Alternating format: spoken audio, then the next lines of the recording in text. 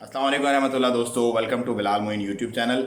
सबसे पहले तो इन लोगों के लिए दुआ करें, अल्लाह ताला इनके लिए आसानियाँ फरमाए, क्योंकि बलूचिस्तान में भी और कराची में भी बहुत ज़्यादा बारिशें हुई हैं और उसका सबसे ज़्यादा नुकसान इस वक्त इन मवेशी मंडी वाले लोगों को हो रहा है, जो अपने माल को बेचना चाह रहे हैं मंडी के अंदर, लेकिन क्योंकि बारिशें बहुत ज़्यादा हो रही हैं तो बारिश के अंदर बह भी रहा है माल और मर भी रहा है इनका माल। पूरे साल में इनके पास ये एक ही कसब मुआश का ज़रिया होता है और ये बेसिकली एक जानवर के पीछे एक कहानी है, अगर आप बारीक बीनी से सोचें। क्योंकि मैं देखें एक फार्मर फैमिली से बिलोंग करता हूँ और हमें यहाँ ये जो जानवरों के मामलात हैं ना, इनका बहुत पता है, क्योंकि हमारे हारी मज़ारे वगैरह सालों की मेहनत लगा करके वो एक एक बच्चा, एक एक बछड़ा, एक एक बकरा बकरी पालते हैं, ताकि उस बकरा बकरी को वो ईद के टाइम पर बेच के अपने बहुत सारे, किसी ने बेटी की शादी करनी होती है, किसी ने अपनी टपकती हुई छत बनवानी होती है, किसी ने कर्जा उतारना होता है, किसी ने अपना इलाज करवाना होता है। मतलब स्टोरियाँ होती हैं, बहुत स्टोरियाँ होती हैं। तो आप इन लोगों के लिए दुआ ज़रूर कीजिएगा।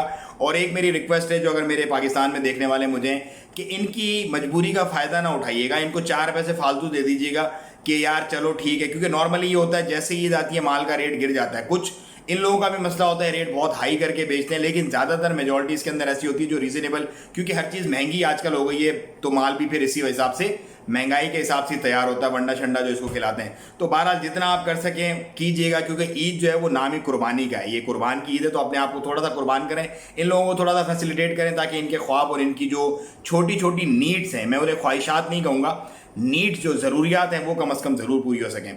अब हम डिस्कस करते हैं कुछ ओमान की अपडेट्स। आज हिज़ मैजेस्टी सुल्तान हैतम बिन तारिक अपने निजी दौरे पर यूके रवाना हो गए, जो कि कुछ दिन चलेगा और अल्लाह ताला उन्हें खैर खैरियत के साथ वापस लेके आए। उसके साथ ही साथ एक बड़ा फंटास्टिक प्रोजेक्ट लॉन्च होने वाला है सल्तनत ऑफ ओमान में, जो कि बलून का, मतलब कप्पाडोकिया जाने की आपको कुछ अरसे बाद ज़रूरत नहीं पड़ेगी।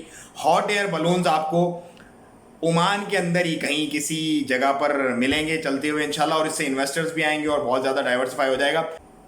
उसके साथ ही साथ जो एक और बहुत ही मेन अपडेट है, वो अपडेट ये है कि सलाम एयर अब डायरेक्ट फ्लाइट ऑपरेट करेगी सुहार से कैलकट के लिए। तो जितने भी मेरे इंडिया के देखने वाले लोग हैं उनके लिए यकीनन ये एक, जो सुहार से ट्रैवल करते हैं, नॉर्मली लोगों को मस्कत आना पड़ता है दूर दराज इलाकों से, तो वो सुहार से भी कैलकट के लिए जा सकेंगे। उसके साथ ही साथ एक और बड़ी इंपॉर्टेंट अपडेट है, और वो अपडेट ये है कि 4 लोगों को डूबने से बचाया गया, क्योंकि वादियाँ बह रही हैं ओमान के अंदर भी। आपको पता है बहुत ज़्यादा जो जबल अख्तर वाली साइड है, जो कि हजर माउंटेन्स की रेंज है, उस एरियाज में स्पेशली बहुत ज़्यादा बारिशें हो रही हैं और बहुत वादी फ्लो हो रही है। तो एडवेंचरस लोग कुछ एडवेंचर करने जाते हैं और फिर वो फंस जाते हैं। तो उन्हीं में से 4 लोगों को बचा लिया गया अल्हम्दुलिल्लाह डूबने से, कि जो ड्रॉन करने लगे थे। ये भी एक नोटिफिकेशन आई है। तो आप इन वादियों से और इस तरह के मामलात से कोशिश कीजिएगा कि ज़्यादा से ज़्यादा दूर रहें, ताकि किसी भी ऐसी परेशानी में ना फंस सके। क्योंकि गाड़ी है ना, गाड़ी भाई फंस जाती है, आप कितनी भी अच्छी, कितनी भी कस्टमाइज बना लो। मेरे पास जीप थी एक रेंगलर, अब मैं आपको एक स्टोरी सुना देता हूँ, चलो अगर ये बात हो ही गई है। मैं उसे वादी में लेके जाता था अक्सर, अलखूद में इधर उधर। तो एक दिन मेरे साथ एक ओमानी दोस्त था मेरा। अब मैं कॉन्फिडेंट क्या होगा, मैं तो इसलिए घूमता रहता हूँ भाई, हम उस वादी में गए, गाड़ी यकीन करो ऐसे यूं यूं हो गई यूं।